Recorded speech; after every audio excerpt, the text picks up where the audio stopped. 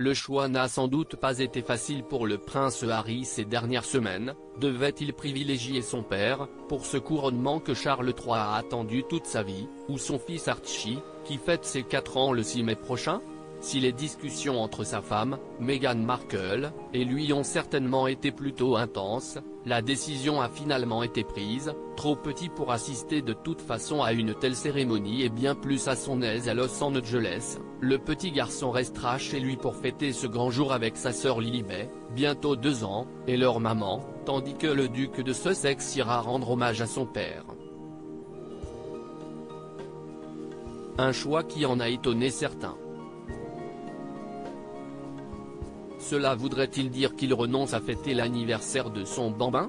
Eh bien en réalité pas vraiment, le prince va tout simplement jouer sur le décalage horaire. Brouillé avec sa famille, il n'a en effet pas prévu de rester longtemps à Londres et reprendra un jet privé dès la cérémonie terminée selon les médias britanniques. Et les 7 heures de décalage jusqu'à Los Angeles vont lui servir puisqu'il devrait être chez lui en fin d'après-midi. Et pouvoir faire la fête avec son fils. Une stratégie qui va sûrement être assez fatigante puisqu'il ne restera à Londres que 36 heures, en arrivant la veille et en repartant sitôt, mais qui lui permettra de ne pas louper ce grand moment de la famille royale. La famille royale glaciale avec Harry. Certains murmurent également qu'il ferait ce voyage pour tenter de faire reconnaître ses enfants par le clan dans son ensemble et qu'il voudrait que son père fasse une référence à Archie ce jour-là, peut-être dans la réception qui suivra le couronnement.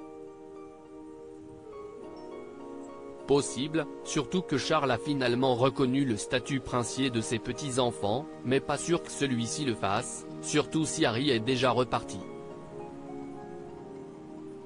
Une bonne façon également de ne pas passer trop de temps avec son frère William, avec qui les relations sont toujours inexistantes.